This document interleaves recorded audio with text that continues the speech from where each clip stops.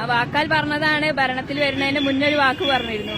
അധികാരത്തിൽ വന്നു കഴിഞ്ഞ് 24 മണിക്കൂറിനുള്ളിൽ നിങ്ങളുടെ കാര്യം നടപടി പരിഗണിക്കുമെന്ന് പറഞ്ഞിരുന്നു. സെക്രട്ടേറിയറ്റിന് മുൻപിൽ LP സ്കൂൾ ടീച്ചേഴ്സ് റാങ്ക് ലിസ്റ്റിൽ ഉൾപ്പെട്ട ഉദ്യോഗാർത്ഥികൾ നടത്തുന്ന സമരം പുരോഗമിച്ചു വരികയാണ്. അവരുടെ പ്രതിഷേധ സമരം ഇന്ന് 32ാം ദിവസത്തിലേക്കും നിരാഹാര സമരം 7ാം ദിവസത്തിലേക്കും കടന്നിരിക്കുകയാണ്. ഇന്നലെ വിദ്യാഭ്യാസ മന്ത്രി N. ഷംസുദ്ദീൻ ഒപ്പിട്ട ഒരു കുറിപ്പ് ഈ ഉദ്യോഗാർത്ഥികൾക്ക് ഔദ്യോഗികമായി ലഭിച്ചിരുന്നു. ആ കുറിപ്പിൽ പറഞ്ഞിരുന്നത് ഇങ്ങനെയാണ്: ഉദ്യോഗാർത്ഥികൾ സമരം പിൻവലിക്കണം, കാരണം ഇവർ മുന്നോട്ട് വെച്ച ആവശ്യങ്ങൾ പരിഹരിക്കുന്നതിനും അതിൽ ഇടപെടുന്നതിനും വേണ്ടി ഒരു സാവകാശം ആവശ്യമുണ്ട്. നിയമപരമായ പ്രശ്നങ്ങൾ അടക്കം പരിഹരിക്കേണ്ടതായിട്ട് ഉണ്ട്. അതുകൊണ്ട് തന്നെ ഈ സമരത്തിൽ നിന്ന് പിന്മാറി വേണ്ട സാവകാശം നൽകണം എന്നതായിരുന്നു കത്തിൽ പറഞ്ഞിരുന്ന ആവശ്യം. എന്നാൽ ആ വിഷയത്തിൽ ഇപ്പോൾ ഉദ്യോഗാർത്ഥികൾ തന്നെ പ്രതികരിക്കുകയാണ്. കഴിഞ്ഞ ദിവസം ഒരു കത്ത് അല്ലെങ്കിൽ ഒരു കുറിപ്പ് എന്ന നിലയ്ക്ക് വിദ്യാഭ്യാസ വകുപ്പിൽ നിന്ന് ലഭിച്ചിരുന്നു.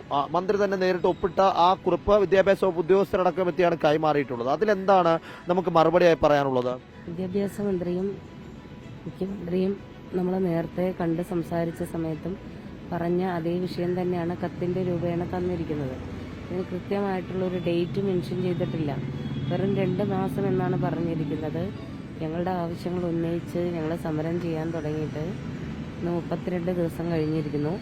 അതേപോലെ 7 ദിവസം നിരാഹാര സമരത്തിലാണ്.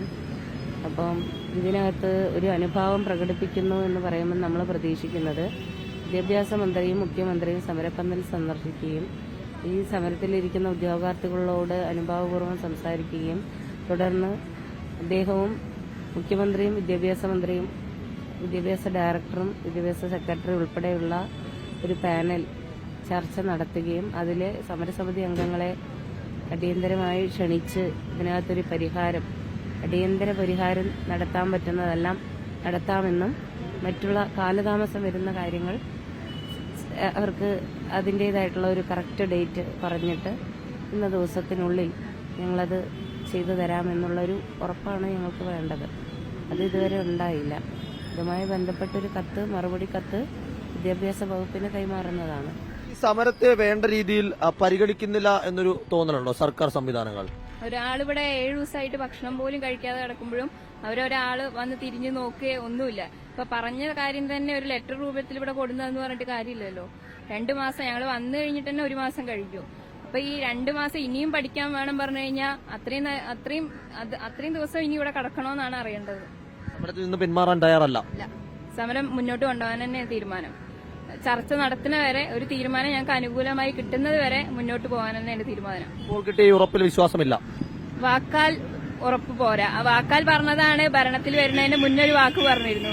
അധികാരത്തിൽ വന്നു കഴിഞ്ഞ് 24 മണിക്കൂറിനുള്ളിൽ നിങ്ങളുടെ കാര്യം നടപടി പരിഗണിക്കുമെന്ന് പറഞ്ഞിരുന്നു.